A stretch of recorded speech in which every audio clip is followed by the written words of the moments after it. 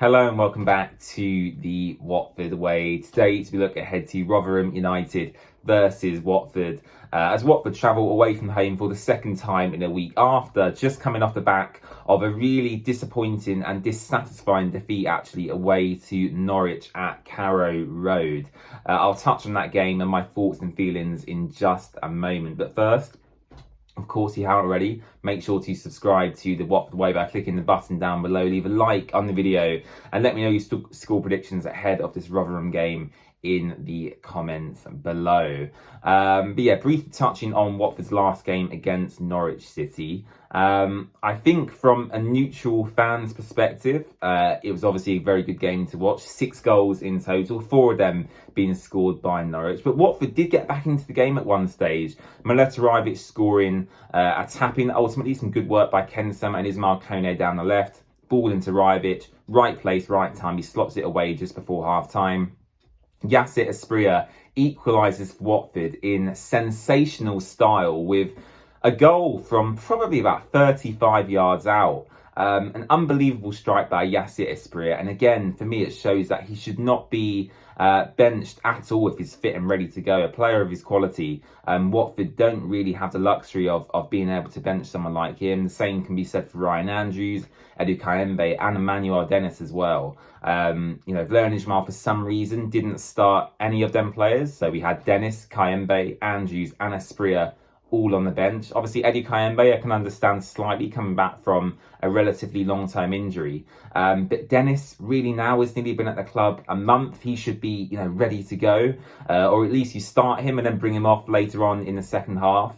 And then Asprilla and Andrews, I've got no idea whatsoever why they didn't start this game. They only made a cameo appearance against Leicester City, so they shouldn't have really been tired or feeling any fatigue. So I think for me, that's a criticism I've got with Valérien Ismaël, and I'll touch on the Rotherham game and the starting 11 that we should put out for that in just a moment. But yeah, looking ahead to Rotherham, actually, this is a game where it is a must-win for Watford. Now, I actually very rarely say that. Now, of course, every game of football is a must-win in terms of having a competitive attitude, right? You want to win every game of football, regardless of the opposition. I think sometimes you have to be realistic, for example, against the likes of Leeds, Southampton and Leicester, and understand that you might not actually get 3 points out of the game. But when you look at Rotherham, they've got 3 wins in 31 championship games. Let me just reiterate that to you. They have 3 wins in 31 championship games this season. And Watford have got to be going there and beating them. Now, I do have a few recognisable players that you'll probably remember from previous seasons. Daniel Ayala, I think, was previously at Middlesbrough. Jordan Hugill, previously at West Ham. Sam Clucas as well plays for Rotherham. So they've got some decent footballers. But overall, you look at their recent run of form and the season they've had, they're 12 points from safety, rock bottom of the championship table, and they look destined for relegation to League One. Awful form at home and away for them this season. And ultimately, Watford have got to be winning away from home this weekend. I don't think there's any excuses for me at all. And actually, I would probably worry for Valérien Ismaël's future. Now, for me personally, I would absolutely keep Valérien Ismaël regardless of what happens for the rest of this season.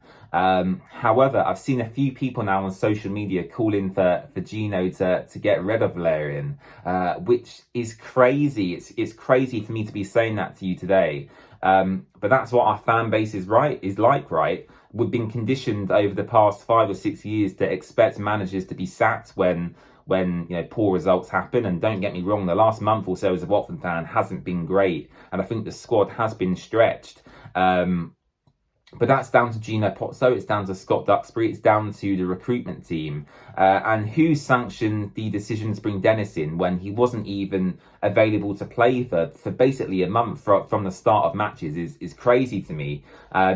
Dennis was brought in as a marquee signing. He was brought in as a goal scorer, hopefully to try and help Watford, get as high as possible in the championship table. But so far, he's been limited to 30-minute cameo appearances off the bench, where he's really not going to have any influence on games whatsoever by doing that. So whoever sanctioned that deal in the current transfer market is crazy, in my opinion. Don't get me wrong, I was really happy at the time, but I was not expecting Dennis to take this long to get back up to match fitness or match sharpness, whatever you want to call it. And yeah, I think the blame for this season, again, it has to go on the ownership, it has to go on the recruitment team for the decisions they made in the summer and in the January transfer window. And again, I think for Valérien Ismaël and for the Watford squad, this game and the game next weekend away at Huddersfield is a must-win as well. Both teams are struggling relatively this season, more so Rotherham, of course. But yeah, it's got to be 3 points for Watford this weekend. And Valérien Ismaël has to play his best players. I think for me, I like Valérien, he seems like a top bloke. But if he doesn't play, Andrews or Asprilla this weekend, I do have to start asking questions myself. There's no reason, aside from, having an injury, that they shouldn't be playing football. You need to play your best players to win football matches. Asprilla, Kayembe, Dennis and Andrews are all our best players. And actually, Watford struggled against Norwich, more so in the full-back positions. So Ryan Andrews, for me, straight back in at full-back. Take Tomdeli Bashiri out of that position. It's not his natural game to play there. If you want to play Tomdeli, get him in midfield as a ball-carrying midfielder. At left-back, again, questions have to be asked around Jamal Lewis as well in terms of his defensive qualities and capabilities, really. Do you give James Morris another chance? I think that's another question that has to be asked. Is Kayembe available and ready to go? If so, he's going straight back in midfield for me. And Dennis, again, if he is fit and ready to go, rather than bringing him off the bench for 20 or 30 minutes at the end of a match, why not play him for the first, 45, 60 minutes of a game? Let him have a bit more time, get into the flow of it. Because on his day, he can change game for Watford. We saw that against Leicester City, some great runs. Obviously, he scored the goal as well. And in his previous stint at the club, he was obviously one of our best players then as well. So I'm concerned. I'm really concerned. This is a must-win game for me. If we don't win, I'm going to be seriously concerned.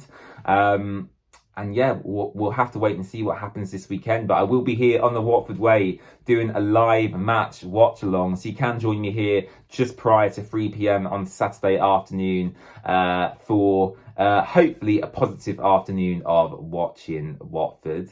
In terms of my score prediction and how I see this game going, I don't really know what to say anymore. I mean, Watford are very hit and miss this season.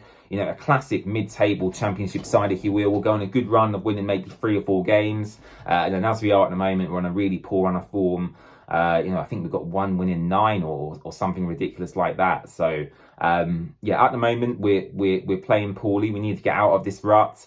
And hopefully we can change that by beating Rotherham away from home this weekend. I'm going to go for an emphatic 3-0 Watford victory. Asprilla to get another goal. And I'm going to go with Rajvic and Dennis to get 2 goals in this game as well. So 3-0 to Watford, Asprilla, Dennis and Rajvic to score. And hopefully we can get our season back on track and finish as high as possible in the championship table. I think playoffs are clearly a write-off now. Watford, I think, are about 7 or 8 points behind 6th position. And now I think it's just about, giving the squad some support and backing the boys until the end of the season. So thanks so much for watching. Let me know your score predictions in the comments section down below. Don't forget to subscribe to The Watford Way, and I'll catch you on Saturday afternoon for a live match watch along. Bye-bye.